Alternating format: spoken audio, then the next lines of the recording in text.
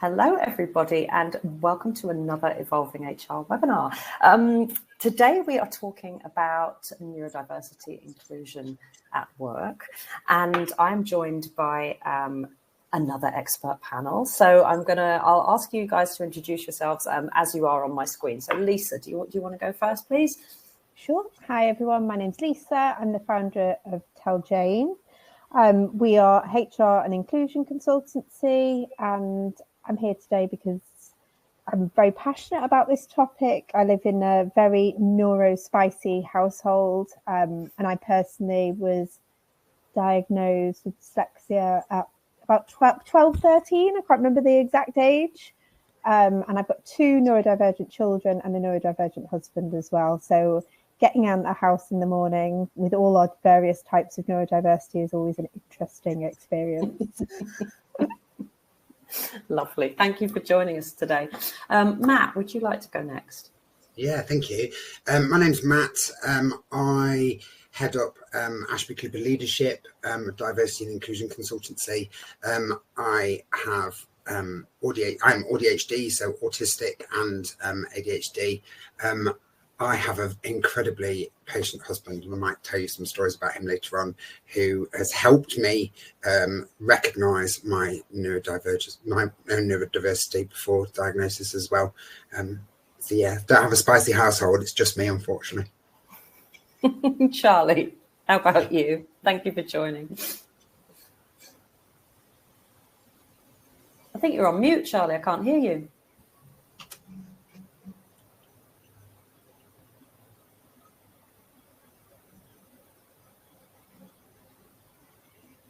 We could hear you before we went live.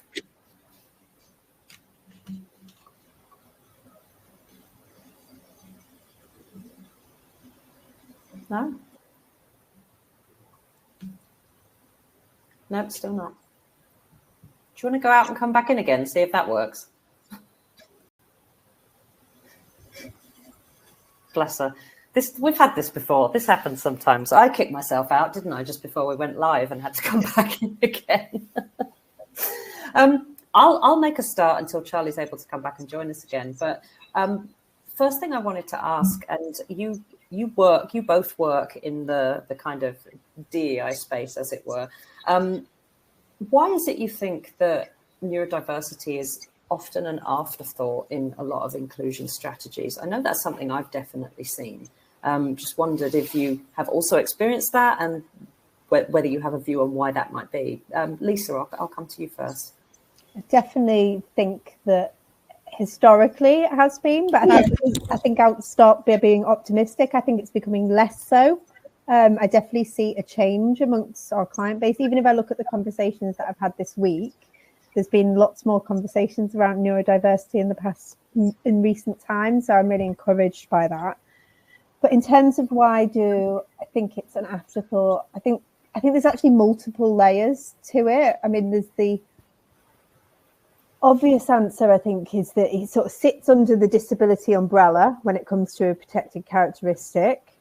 And actually, it probably could be its own protected characteristic in itself. But I think more nuanced is if we look at the way, even my own consultancy, right? So the EDI work that we do at Tell Jane is all about behaviour change, right? And everything that we see out there in the marketplace is about behavioural change when it comes to EDI. And actually, to create a neuro-inclusive workplace, it's actually the structures of work that need to be rethought.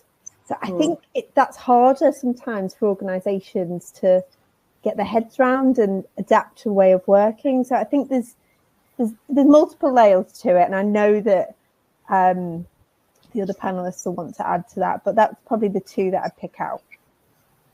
Charlie, do you want to introduce yourself now, and then I'll ask. Can you hear me now? Yeah. Question. Yes, we can hear you now. Welcome.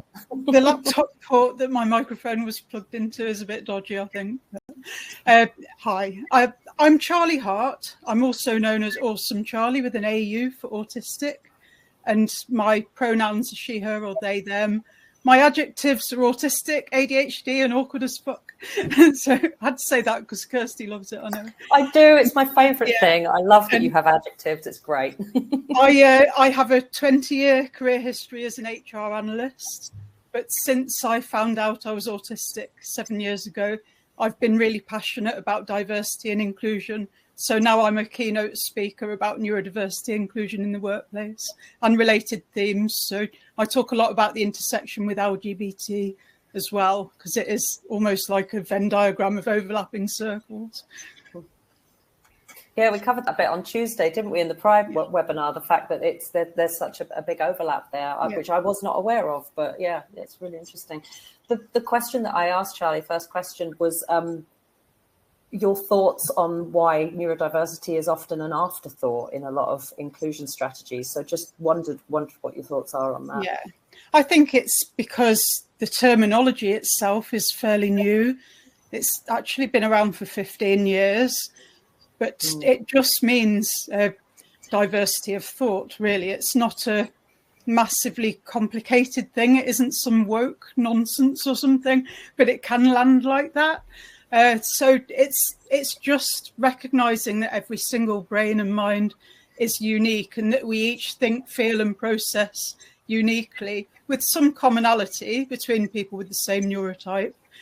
But if people can understand that it is everybody, we are talking about the entire population, the whole workforce, not just those who might know that they're autistic or ADHD or dyslexic. It's about all of humanity. And to be honest, I mean, learning and development professionals have known for a long time that different people have different learning styles and that there's different ways of engaging different people. So the neurodiversity concept just takes that a little bit further. It's a really good point, actually. We've always talked about learning styles. Yeah, and team dynamics. Yeah. And introversion. Yeah. It's just a reframing from the... It's like taking the biomedical science of the infinite variety in human brains and minds and central nervous systems, and then applying a social lens to it. So diversity is just recognizing we're all different, and that's a good thing. Absolutely a good thing. Thank you. Matt, how about you? What are your thoughts on why it sometimes gets left out? Or I feel like it's twofold. I think for particularly your smaller organizations where there's limited resources, limited budget, time constraints, etc., I think it's easier to go for some of the big ticket items, looking at things like gender, ethnicity, faith, etc. And it's easy to operationalize your DEI strategy, etc., when you're looking at those big ticket items. So if I'm thinking about gender, it's about pay gaps, it's about parental leave, it's about flexibility, etc. And to kind of talk to Charlie's point, when you're talking about neurodiversity in the workplace, there's no one size fits all. It's much harder to operationalize that. It's about an attitude shift and a behavioral change within the organization. I can't just shove a band-aid on. So I think that is one of the reasons why it's harder, because it's less easy to operationalize. It's quite intangible, isn't it? Yeah, absolutely. Up and down. Yeah. And I think it's less visible. So if you've not got neurodivergent people in your team who are disclosing that they're neurodivergent, you don't necessarily know whether you've got neurodivergent people in your team, in your business. Whereas I can look around the room and make assumptions around gender and ethnicity, etc., with some security, some safety in those numbers. So whether or not it's seen as urgent within the business, I think is one of the reasons why it often gets overlooked and it's an afterthought. Yeah. I mean, Kirsty and I, neither of us were diagnosed till our 40s, were we? I was 50, yeah. 50, yeah. Yeah. So, and yeah, I mean, genuinely, I mean, it sounds like we're all late diagnosed. You don't know that you need anything different because you're just trying to fit into how things are done. Yeah. You just think that you must be a bit dumb or something wrong with you. A bit of a rubbish. Can't do stuff that my intellectual peers seem to be able to do easily, and I don't know why. I must be a bit rubbish, and just like down on yourself. That masking piece for me was something I've done from a very early age, and so I wasn't really conscious of the energy required for me to mask until I recognised and started to take that mask off, and then getting that mask back on again suddenly becomes impossible. It's far harder for me to mask today than it used to be.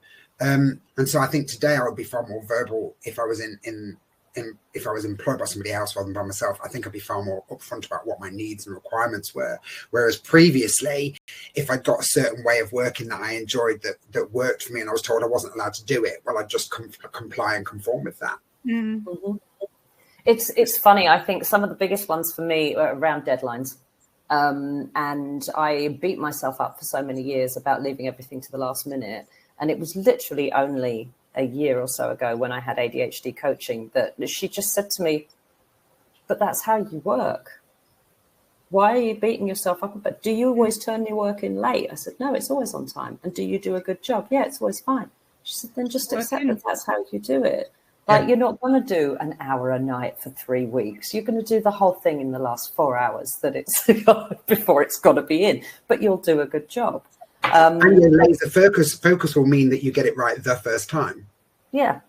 And the thing is, it's been going around in your head the whole time. It's not like you're picking it up for the first time. It's like it's all there, and then you just got to blurt it out. We can thrive on pressure, especially if it's something boring. I was just talking this morning in a neurodiversity webinar about pension reporting when I worked in HR systems. Pensions is the most boring subject on the planet, as far as I'm concerned. So if I had to do reports about pensions auto-enrollment or something, I would leave them right to the wire, but then they would be right. But I couldn't just do them because they needed to be done, because it's too boring. I needed the pressure of the deadline looming. 100%. Yeah, 100%. I'm interested, for those of you that are listening in, I will get back onto the sort of inclusion strategies of doing it. How many of you have DEI policies in your organization, and do any of them actually specifically talk about neurodivergent employees or neurodiversity? I'd just be interested to know what your thoughts are. So please pop that in the chat, and I'll come back to any comments in a minute.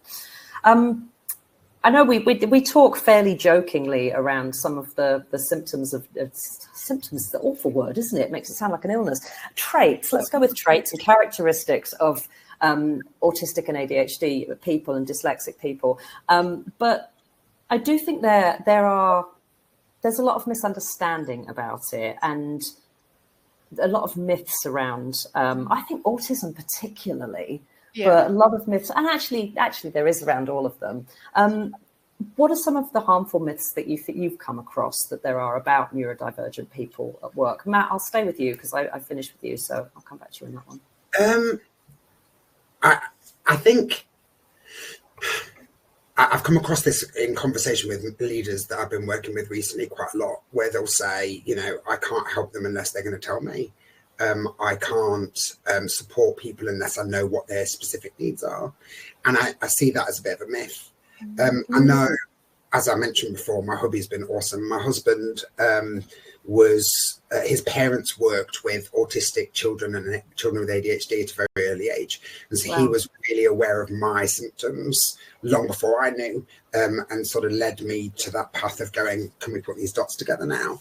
It meant that he was able to help me with things like my decision paralysis, the way that he presents options to me, the fact that if my routine is going to be derailed, he will give me enough notice in advance so that it becomes part of the plan. That my rejection sensitivity dysphoria, being really clear around feedback and minimizing that feeling of being judged or unnecessarily criticized. And when I think about managers and leaders within organizations, they can set up some of this stuff automatically, so that it happens by rote, and then whether or not somebody is neurodivergent, it's going to work for them and potentially other people. So an example that I often give is around agenda setting. My manager used to send me an invite for a meeting on the Thursday, and I get this invite on a Sunday night for a meeting on Thursday. And, I'd sit there sweating because I don't know what it's about. And rejection sensitive dysphoria means that I'm panicking and doom scrolling in my head that I'm going to get sacked on Thursday. And I'd send out that little message surreptitiously going, is there anything I can prepare for? When what I really mean is, can you tell me what this is about?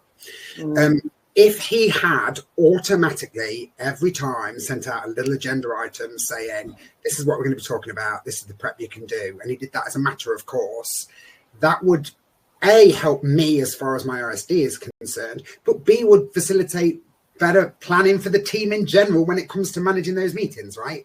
So you can, as a leader, put things in place that are going to benefit people across the board, as Charlie says, no matter what their neurotype, that will help everybody without needing to know that this is an accommodation you're making for somebody. That's a really good point. And Charlie, I know that you've talked about this before. I know we've had conversations about making things available to everybody. Universal design. Sorry, what do you call it? Universal? Universal design is when you design environments, systems, processes, policies to make them as accessible as possible to as many people as possible. So it started with drop curbs. You can't get a wheelchair up a curb, so they dropped curbs in front of buildings. It meant that wheelchair users could easily access the building, but then it's also going to help people who are partially sighted, who are pushing a pushchair, who are delivering some heavy boxes on a trolley. It's not disadvantaging anybody. So that's the universal design principle. An example of one in the workplace is to send out interview questions in advance. It doesn't just help autistic employees or ADHDers. It's really helpful to us, but it will also help people if they're anxious, if English isn't their first language. And let's face it, we ask everybody to prepare for an interview. And my very logical autistic brain is saying, well, how the heck are you supposed to prepare if you don't know what you're going to be asked? I'm here today and I'm not at all nervous because I know what you're going to ask us. And why not just do that as a matter of course? If you have that accessibility built in, then fewer people need to other themselves and disclose a disability.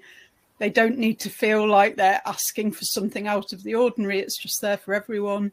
I like that. You can apply that not just to interviews as well. I mean, in workplace investigations, when you're interviewing people, you can apply it in any sort of, even in disciplinary meetings, right? You can put it right through your ER processes for sure.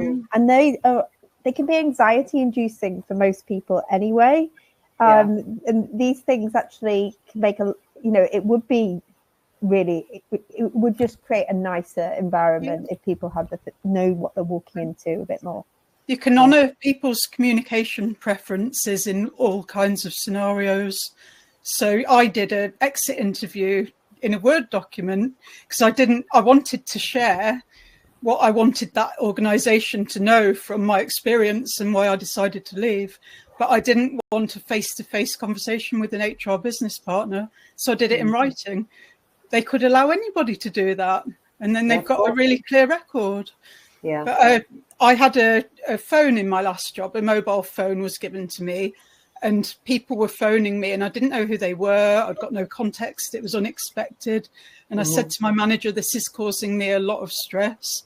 It's not that I don't want to talk to the managers out in the field, but could they email me and arrange a Teams meeting instead? And she said, yeah, of course, no problem. Give me the phone back. I thought you would want one, but obviously it's having the opposite effect. And just pop your communication preferences into your email auto-signature. So that's a good idea. Why don't we let everybody do that? Okay, and we did. That's a brilliant idea. Just, I know I've got off topic. We were talking about myths, but there's a point that Colvire has raised in the chat saying it's one thing to have a policy and another thing having a trained organisation to understand and lead with it. Who wants to chip in about that? Because I feel like that is worth talking about. Lisa, what do you think? No, I think that's tricky because, I think there's got to be some fundamental baselining of knowledge, but fundamentally, I mean, for all kinds of disabilities, actually, not just for neurodiversity, but I think for neurodiversity a little bit more. It's really important it's person-led because actually I could be sat next to another dyslexic person that has a totally different experience with dyslexia than me. If I often find that when I disclose I'm dyslexic, people say, oh, so you can't spell. No, I can spell. I just can't put the words in the right order. I've never had a problem with spelling. It's just that the words themselves become jumbled. So the assumptions that people made, will you be fine because you've got spell check? Or, well, actually, no, that might not actually help me. It's those assumptions, I think, coming back to training people, it's difficult to train people on every single thing that an individual might need. So yes, there's got to be that baselining of knowledge and awareness raising and understanding, different approaches to reasonable adjustments. And yes, they are reasonable. It is reasonable for somebody to request one-to-ones and to have instructions laid out in a clear way, not in a vague way. All these things, these are really reasonable things that lots of neurodivergent people need. But I think it's challenging because you can't train everything. Yeah, I think as well. It goes back to your point earlier on around changing behaviours and mindset more than anything else. So empowering managers to have those conversations, knowing what sorts of questions to be asking, knowing how to create a climate and an environment where people feel comfortable actually disclosing and what that needs to look like, how to lead with vulnerability so that your team members feel comfortable being vulnerable. Like that, I think, is what a lot of this training needs to centre around. How do we create a climate where people can be authentic around their needs? And making sure that when they do disclose, they then don't regret it. Yeah. Right. Because there's so much focus on we must enable people to disclose. It's like, but what happens after? Yeah. And I think that's the bit that gets forgotten. The culture has to come first. So you can't advise people to drop the mask or disclose unless you create a culture of psychological safety where not only do people feel safe to talk about things they struggle with and to share their ideas and perspectives, but they actually are safe. They can say they're autistic or whatever without fearing mockery and discrimination because the culture's right, and it has to be that way around. And you've got to listen to what the managers are saying behind closed doors, because I think a lot of them will start diagnosing people based on the way that they behave. And I think that can be really harmful. And I always have a little bit of self-amusement when they start sort of diagnosing employees to me. And then I start then disclosing my own neurodiversity, and they sort of go, oh, okay, maybe this isn't a safe space for me to talk disparagingly.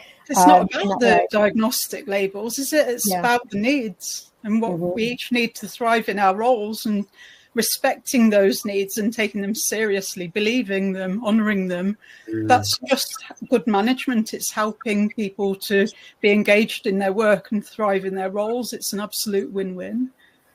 And it's the same with so many different things that people experience. I know we talked at the conference last year about menopause and about people being able to get what they need in the work, but it's different for everybody, and that's a really key thing here. So there is definitely not only one or two neurotypes, there are many, and even within my ADHD community, we've all got, it shows up differently for all of us. I mean, there's some crossover, of course, but it shows up in different ways. So it's never, you can't, you can help people increase awareness of the various different neurotypes, but there's never going to be everyone with ADHD needs this, everyone who's autistic needs this, because it's just not at all possible. Yeah, we're all complex cocktails of our ingredients, aren't we? What we're born with, the physiological characteristics we're born with, and then the sum of our experiences. So when you go through life as an undiagnosed neurodivergent with receiving negative messaging a lot of the time and feeling a bit inadequate a lot of the time, you can get trauma responses that really shape the way that your mind works as well. And it's going to be so unique. But the education piece around not expecting everybody that's in the same category to behave and react similarly, and just to accept that the way that you experience the world isn't going to be the same as the way that somebody else experiences the world. To open your mind, I think, can be so helpful. I'm just going to raise, Erica has asked a question in the chat, which, Erica, I'm really sorry that you've experienced this. That's pretty crap, let's be honest. At all but 3 employments, I've been discriminated against whether or not I've disclosed my disability. Do you have any advice on how to avoid discrimination and maintain employment? That's awful. Anybody got any thoughts on that for Erica? No, I mean, I tend to steer clear of employers where there is a culture of discrimination and bullying, and where a certain type of person fits. Yeah. I mean, not everyone's got the luxury of the financial security that they can turn down a certain job, I know. Absolutely. Yeah, I think it's often around the manager as well, right? Because I think often we forget that we're also interviewing them. I know the power dynamic is different, and as Charlie mentioned there, maybe we need that job. But you know, if you are in a position where you in the interview, you know, have a think about some curious questions you could ask around what are they doing to build inclusion internally? Is there I'm trying to think of a few off the top of my head. I don't know if anybody has got any, but you almost want to draw out, are they open to inclusion conversations generally? Because if the manager is, they're going to start speaking really passionately about it. Not every manager in the whole organisation is going to be, but maybe the one you're working for being interviewed by is. Yeah, I mean, I can share a couple of tips actually. Erica's asking, how do you identify an employer that often discriminates? There's a website called Glassdoor, where former employees can write reviews on the employers. Yeah, the employers can't do anything about those honest reviews. You can look at employment tribunal data. There's all sorts you can do. You can talk to people that already work there. You can do things like ask for interview questions in advance, and if they say no, we're a bit too old school for that, that will give you a pretty good indication it's not neuro-inclusive. Yeah. Find the person that previously did your job and message them on LinkedIn, see what they thought about it. Yeah, you can't. I mean, I noticed that Culver said this. You don't always know when you join because people say the right things, and that's absolutely true. Yeah. And I think many of us are going to have situations where you get in and it is not what you thought, and people aren't at all accommodating or inclusive or anything. But it's, I think organizations that genuinely do want to encourage any kind of inclusion tend to be quite vocal about it nowadays. Yeah. And I think you'd see it on websites. If it's something that they're really proud of, I think you would see it. You'd see them speaking about it on LinkedIn. It wouldn't be something that they would just keep quiet. And obviously I can't generalize that to every organization out there, but I think the organizations that really want to encourage an environment that suits everybody like to talk about that because they want to stand out. Certainly where I've worked with clients that I think are ahead of the curve on some of this stuff, it's really visible. You look on their website and they're not just talking about a diversity and inclusion statement or charter on their website. They're talking about the practical things they do to engage with that community. They're talking about practical accommodations they make on a regular basis. And for larger companies, you'll see that there are ERGs and there are groups of people that are coming together and talking about things, and that managers are going through training, and there's a real commitment that goes beyond just a statement on the website. It's really hard, and I kind of feel for you, Erica, because I think it is very hard to actually to really get down to the detail whether or not it's actually lived and breathed. But certainly looking through that shop window on their website is the best place to start. And just being conscious of the fact that larger organizations have more money to throw at this kind of stuff, so they're going to do more visible things. Smaller organizations, it is going to be around interrogating that manager at interview, and just, as Lisa says, having a couple of questions that you can throw out there and see what their responses are to those questions. So if they've got a response, and they know what they're doing, they'll be able to answer that question straight off the bat. Absolutely. Yeah. There's quality standards you can look for as well, like disability confident. Do they train people in mental health first aid? I don't think that disability. I mean, I don't know if I'm allowed to say this, but the disability confident. It's not always that disability confident in my experience. Yeah. If they're going through that, then they at least mean well, at least. But yeah, I kind of agree. It's the same with B Corp for me. You know, it's all a bit sus. But you're right. If they've gone for that, at least they're making some effort. They recognise there's something they should be doing. Yeah, I understand that. Here in the States, employers can remove bad reviews. I didn't think you could do that in Glassdoor. They're pretty strict about it, because I once worked for an organisation that had atrocious Glassdoor reviews, and this is all about the CEO. And he would ask me regularly to get them taken down. And I had umpteen calls with Glassdoor, and they were like, "No, we're not doing it." Be better. Well, there's that. Yeah, change that policy, because I know that we had one employee who was particularly malicious in posting specific reviews about individuals. If they're about an individual, you can challenge them. If it's about company in general, then they won't touch them. We had one that was basically defamation about a sales manager, and it wasn't true, in a company once. And we had to get lawyers involved, but they took that down because it was actually like slander, basically. It's like, you can't say that about a person, but you can say stuff about the organisation culture and the leadership team and that sort of thing. So and it is a good indicator, I think. It's a great indicator around company culture if they've got enough of those reviews on there.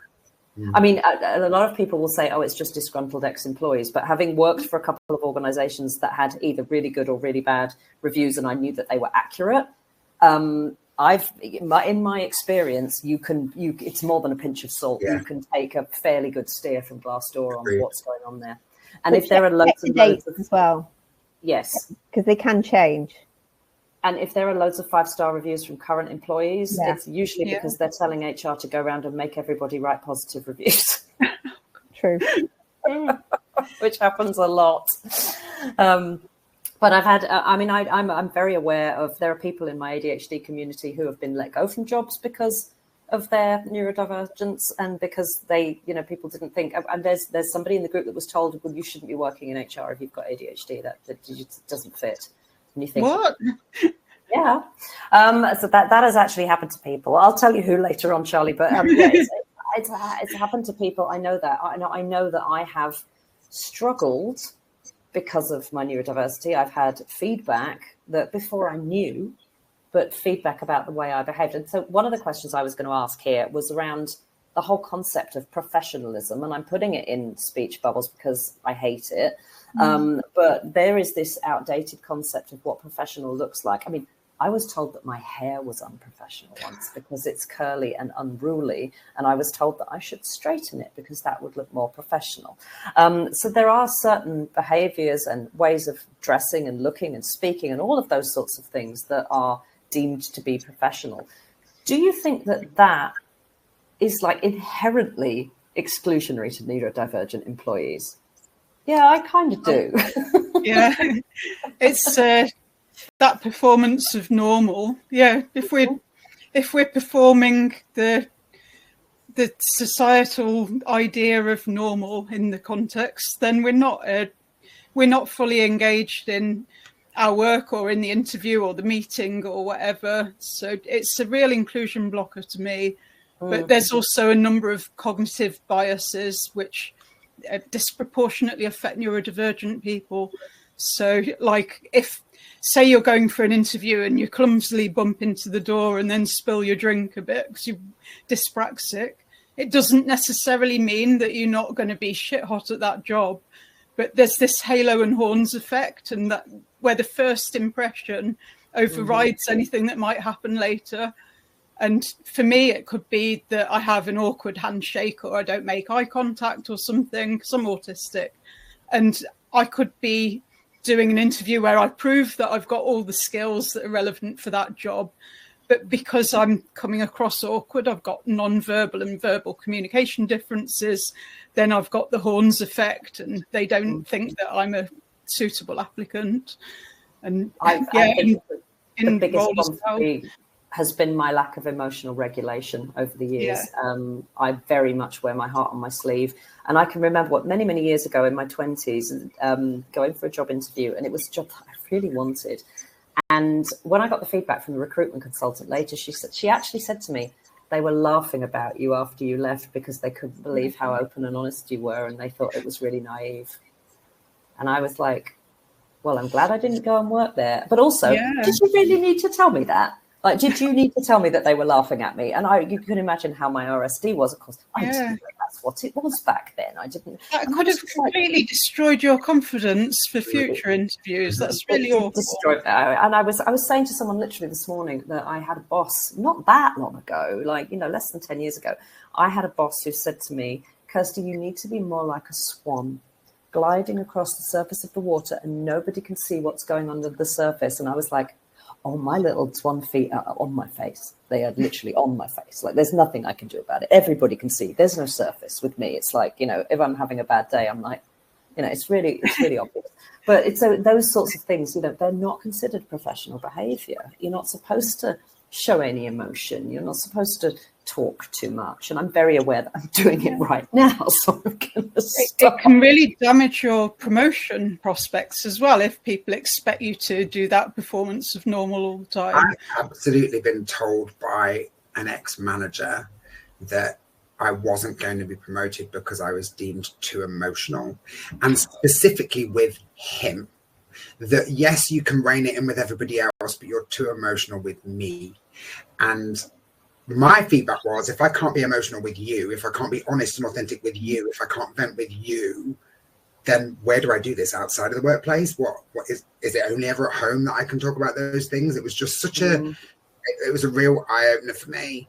But I think those expectations go throughout your career, and some of it is around how you carry yourself and the emotional piece, and my sense of justice is huge. So if ever something's unfair or unjust, I'm losing it. But I think it's also around how you collaborate. It's around presenteeism, how often I show up in the workplace. It's about where I'm allowed flexibility. It's about what resilience is supposed to look like, and how I'm supposed to bounce back every time from stuff. And I think a lot of that is exclusionary as well. It goes even deeper. But don't you think that the sense of justice is what makes... I mean, I have a really strong sense of justice, and I think that's what's made me... I mean, it's definitely why what I do now. I mean, around the sort of ER work that we do at Tell Jane, I think I've always had a strong sense of justice, and at times I've been working in organisations that needed a bit of a moral compass at times around some of their employment decisions, and I think that actually can be such a strength in the area, and I think we don't talk about the strengths enough. We talk about and the strength, and the sense of justice is actually huge. Yeah, it's a huge benefit to the organisation, because they might make decisions without conscience sometimes that need a bit of conscience in them. Dahlia and I did an HR morning boost a couple of weeks ago, and we literally did it from the angle of how ADHD can be a superpower in an HR role, because I do think that sense of justice, a sense of the loathing of injustice, and that real sense of fairness, I think it's really, really helpful. In an HR the ability to manage in a crisis. Oh my God, yes. To deal with issues in a crisis. I was going through my own redundancy process. My husband gets told he's been made redundant at the same time. Oh God. We rent our apartment. We don't have any savings. It was, I need to find a job really quickly. And that's what spurred me to set up my own business. I was still within my redundancy process when I'm going to my boss going, so I've got my website sorted. I've built my product. I'm ready to launch. It took me 2 weeks. And that was my ADHD kicking in, going, I'm going to nail this straight off the bat. we a lot of us were like that in the pandemic as well.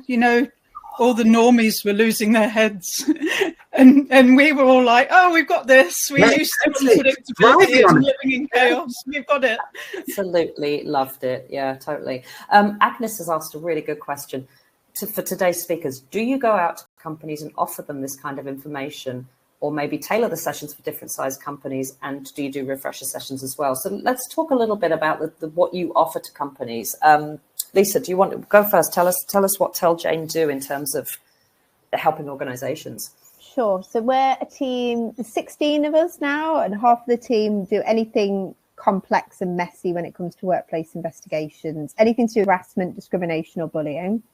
And the other half of the team use all that casework to prevent it's a great learning experience having done all that casework. So I think in terms of neurodiversity, we do a lot of more of disability as diverse kind of awareness, and then we'll do sort of awareness raising sessions, and then a client may choose like OCD or ADHD or dyslexia, and we'll make sure that the consultant has lived experience of what they're coming in to talk about in their specialist focused area. So when it comes to disability and inclusion, it's more of a under that disability as diverse stuff that we do. Mm-hmm. How about you, Matt? I'm going to be really honest. I'm a generalist. So my lived experience talks to my sexual orientation, my class talks to my neurodiversity. But when I'm talking to clients, usually I'm going in as a generalist. If they want me to tailor things specific to them, I do a lot of that, but it's still generally generalist diversity, equity and inclusion training. If somebody said to me, we really need somebody to come in and do neurodiversity as a specific topic, I'm probably going to point you to the other two people on this call. Thank you.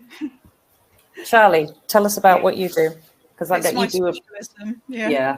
So when I still worked at the Solicitors Regulation Authority, I started doing talks about autism inclusion in the workplace and neurodiversity inclusion. And then since I've gone self-employed, it's my main mission. I've turned my side quest into my main mission. I do mainly lunch and learn kind of talks. So about 45 minutes, usually tailored to the specific interests of the client, followed by a 15-minute Q&A session, or just a discussion it is quite often, and sharing ideas. And so I'd look at the concepts of things like neurodiversity and neuro-inclusion and autism and ADHD. Then I share my lived experience stories, and then I share tips and inclusion and allyship tips brought to life with lived experience stories, and quite often leave them with free resources as well. So, and some of those are on the Heartbeat app as well. So you've got things like top 10 neuro inclusion and allyship tips, and little videos about the biases in recruitment that affect us and things like that. And I also talk about the intersectional angle as well. So if you're neurodivergent and LGBT, then you've got that compounding minority stress.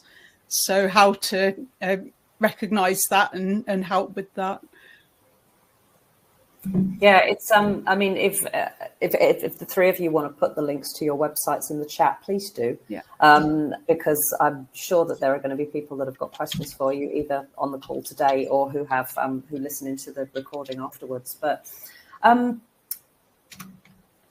how do you think organisations could better involve neurodivergent people in designing inclusion strategies, or in working with them to make sure that they're doing more or doing better for their employees? Who wants to go first on that one? I don't mind who goes first. Matt, you're smiling. Do you want to go first on that one? I think it starts with the cultural piece. You have to build an inclusive environment first, so that when people are then their authentic selves, they've got that psychological safety, as Charlie said, they're going to have a positive experience of being authentic, and they're going to stay. But beyond that, pay them. So whether that is because it's an external person being brought in and we're paying them for the knowledge, or whether it's because, and this applies for me to no matter what you're asking people to do within your organization as far as DE&I is concerned, it needs to be part of their job. So if you're saying to them, we want people to be involved, helping us create these policies, helping us create a more inclusive environment, et cetera, oh, and it's extra to your job, you're still going to have the same targets, you're still going to have the same goals, et cetera, but we want you to do this extra piece. Ultimately, you're adding extra stress to that individual and extra requirement to that individual. So I would recommend that you're ring fencing some of that time as part of their job. So if they're involved in helping to create policy, helping to create that inclusive environment, if they're giving that insight into their own lived experience, ring fence some of that time so it doesn't feel like it's an additional piece that's being added onto their job. Charlie, what thoughts do you have? I wasn't listening to the question. Okay, that's sorry, Lisa, were you listening to the question? Oh yeah, it's about involving people in the involving employees in creating their inclusion strategies. Yeah. So one of the most powerful things you can do is have a neurodiversity employee resource group. And if you think you're too small for that, do bear in mind, it doesn't just have to be people who are openly neurodivergent that joins it. It could be allies. Quite often you get managers who've got neurodivergent reportees. You've got autism parents, and anyone. We all know somebody and support somebody who's neurodivergent. And it can be part of the disability employee resource group as well. But then if people are creating events and creating content and things as part of the work of that ERG, you really must allow them time to do it. So it shouldn't be something they do in their own time. It should be built into their objectives. Lisa? So I didn't get the question because I was too busy trying to write on the chat and I couldn't do it. That's okay. That's absolutely fine. So it was about employees. Around, involving employees in establishing inclusion strategies. I think, well, when I talk about I've actually talked about this earlier on an earlier webinar. When we're building it, responsibility for strategy when it comes to inclusion, I always want to think about it in 4 different boxes. So I want to think about the individual, so the individual employee. We want to think about the manager layer. We want to think about the leadership layer as well. And we want to think about HR, or if you're big enough, you've got an EDI team as well, which should sort of sit alongside and they should work together collaboratively. But say it's just those 4, right? You've got to use the grassroots and the individual and the employee to help inform your strategy. Because I think often when it's not so much when it's driven out of EDI teams, but generally when inclusion is driven from a HR team, there's too many assumptions made about what's needed, right? And you've got to get the idea of diversity of thought from across the employee base to really build a strategy that responds to the organizational's needs, right? Because the assumptions that I see, it's not a neurodiversity assumption, it's actually one about women in work. But I had a client and they rang up and said, we need some help with our flexible working approach because we've got this problem with women at middle management layer. They all keep leaving. Could you help us? I said, so why do you think that's going to solve the retention of women? Right. And anyway, I'll quickly to the end. Turns out the women were leaving because of the boys' club at the top. They weren't actually looking for a flexible working strategy. So if we make assumptions about what's going to fix the problem and we don't involve the individuals at the coal face, then we might be building the wrong strategy. And I think that's what's key. Absolutely. Yeah, it's funny. This takes me back to something Charles said in a previous conversation that we've had, was about people. A lot of organisations think, we'll just give everybody headphones. Or new earplugs, and that'll sort everyone out. They'll all be happy as a clown. Yeah. Also, Kirsty, there's another problem as well, is that HR or the EDI teams get the leadership sign off, but they don't get the management buy-in. So then the implementation doesn't happen. So we sign off this new all singing and dancing paternity policy, right? But then when the working dad comes to manager and says, I'm going to take 3 months paternity leave, and they do say, you do realize that will be the end of your career. These sorts of things, you have to get the buy-in at all layers and the design across all these 4 corners for it to work. And it's the same with when you're applying to any form of strategy around diversity and inclusion, really. It's a really good point. You've got to make sure it's not tokenistic as well. It's all very well having nice policies and a really sensory friendly office, but if you're in a meeting and you ask for an email with your actions and the manager says, I haven't got time to accommodate individual needs, then you know that every page of their diversity and inclusion strategy might as well go in the bin. Yeah, and as Culver just said, that's exactly what I was talking about in my first comment. I mean, there's a kind of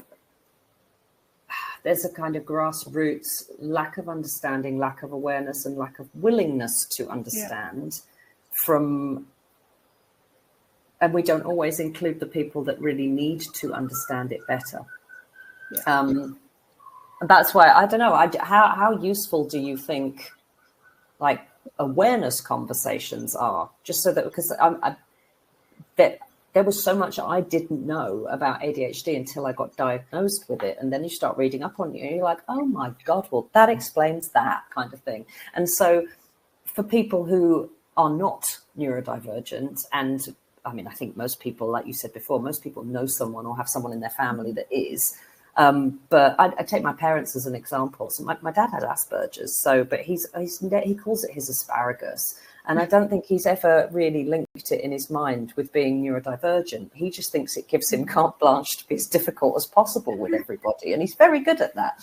But when I told them that I suspected I was ADHD, they pretty much laughed me out of the room because they thought, well, no, that's, you always sat still at school. That's naughty boys running around in the classroom. And I was like, Mum, I was moved to the front for talking in every single class I ever had. I wasn't allowed to sit with certain people in assembly because of the talking. Like from the age of 11 onwards, like all of that. And she was like, is talking part of it? And then after a while, she's like, I wonder if I might have, and I'm like, yeah, Mum, 100% you do. Like, the more I know about it, 100% you do. And so my niece and nephew, my one sister's got the 2 kids, and there's my nephew is ADHD, and my niece is ADHD, and my other sister's got an autistic daughter, and it's like it is everywhere in our family. But my parents still are like, but there's nothing wrong with them, and I'm like, oh my God. I mean, I know my parents. There is nothing wrong with them. They're just wired differently. That's exactly that. But it's just like, okay, 80-year-old parents are struggling to understand it, but there are people that have that attitude and that approach in many organizations and in HR departments. It's like, there's this lack of awareness. And I think, I don't know, is that where we start? Just increasing people's awareness? I think so. Yeah. I think organizations that I work with that get this right will be weaving this in wherever they can. We'll be weaving in training around diversity and inclusion in general, not just around how do we treat people, but getting an insight into lived experience. Because if I'm going to really truly support my team members, I need to know what their world looks like. I need to know what sorts of challenges they're facing. So it's not just how do I manage my expectations of presenteeism or behaviors in the workplace. It's not just how do I support that individual through people policies, etc. It's about understanding what's going on in their world, understanding the challenges they're facing, understanding why they're showing up like this today. Is it because of these things that have been happening to them over the last 48 hours or whatever it is? And managers need to have that. So where I see organizations getting it right, they're going beyond the bog standard unconscious bias training, which is about how I behave towards other people, and starting to think about lived experience. I think it can't be in isolation, this awareness stuff, though. They have to be doing multi-layering. So yes, awareness sessions are great, but if you only do awareness sessions, it's going to become performative at some stage, and your people are going to start saying, but you've raised this awareness session, but this is my experience, and you're exacerbating that here. So it's got to go, there has to be a marriage of lots of different components that sits within it beyond awareness raising.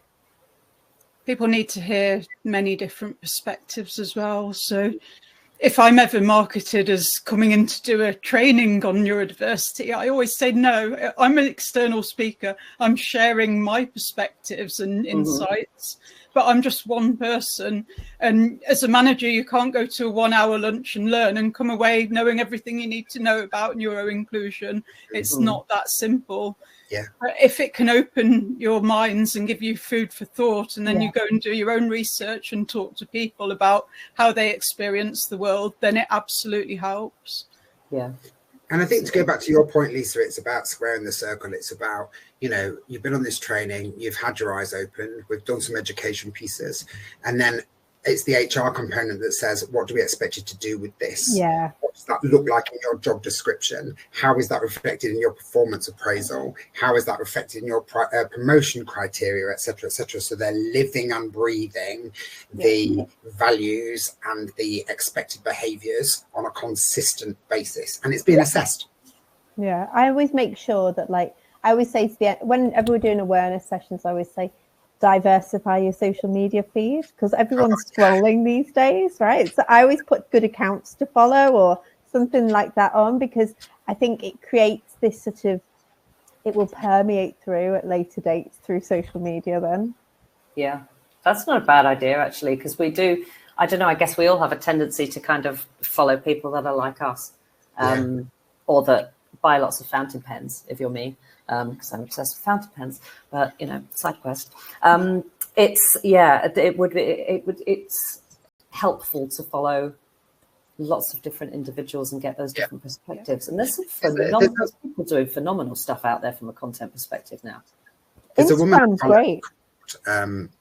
Called Zai on Instagram, and she is a Black content creator that talks about the Black lived experience through science fiction and fantasy. And I'm a science fiction and fantasy nerd. And she talks about, if you are into something, if you're passionate about it and you want to get a different perspective, just shift over a lane, right? So if you're a white guy who reads science fiction and fantasy, and you would have probably read Asimov and Clarke and Tolkien, etc., the greats and all that kind of stuff. And it's infused with the white lived experience through protagonists and antagonists. It's got white mythology, white folklore, etc., etc. If you want to get a handle on the Black experience, just read Black authors within your genre. So you're not reading stuff that you're not particularly interested in. You're still going to love it. You're still going to be interested in it. But you're going to get the Black lived experience through the Black protagonist, Black antagonist, Black mythology, Black history, Black folklore, etc. And that really sticks with me, because it's going to be relatively easy for me to do. If it's too hard, if it takes me out of my comfort zone, I'm going to get bored. I'm not going to want to do it. So yeah, find those content creators that are likely to give you an insight into their lived experience, their world, but just shift over a lane so that you still enjoy it, you're still engaged by it. Love that. And Matt, if you can give me any Tudor experts that have different lived experience, I would love to know about it. We very nearly didn't start this on time because Matt and I went off on a complete side note about the Tudors, because it turns out we're nice both rabbit hole about another rabbit hole. Let's just pull it back, Kirsty. I want to finish off with a kind of light-hearted, fun question for you. So, if you could wave a magic wand and change one thing about how workplaces include neurodivergent people, what would it be? And I will ask Charlie that first. Yeah, I'd like them to recognise that there's nothing wrong with us. We're not broken, and that we can be disabled by inaccessible environments, systems, processes and policies. So we can be enabled by accessible ones, and then we can really shine and we can thrive in our roles, which is an absolute win-win. That's lovely. I love that one. Lisa, how about you?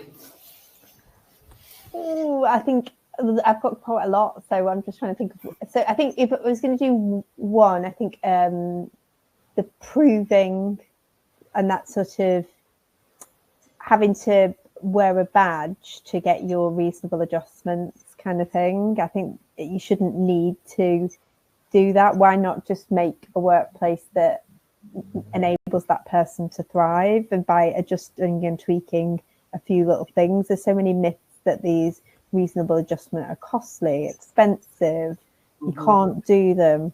A typical reasonable adjustment I would need is I can't write and submit a report on the same day. I need to read it the next day, make sure the words are in the right order. So it just, I need that timeline. It's really, really important for me. And the longer the timeline, the better the report will be, because the longer I have from when I write it to when I deliver it, the easier I can see the mistakes. So these things, that's not difficult. But we've got to manage. If I had a manager that loads everything up till the end of the week and then just dumps it on my desk to be turned around, that is not going to. I'm not going to thrive there. So it's planning. It's part of good management, isn't it? Yeah. One of the accommodations that I would always need when since I've been working from home is I have to have a printer, because I can't edit a document on a screen. I have to have a piece of paper in front of me, and I have to be able to write all over it and scribble all over it. And even though I've got a Remarkable, I still can't do it there. I have to do it with pen and paper. I have to print it off and do it with a pen and paper. I don't even know if that's an ADHD thing or if it's just a Kirsty thing, but I have to have a printer.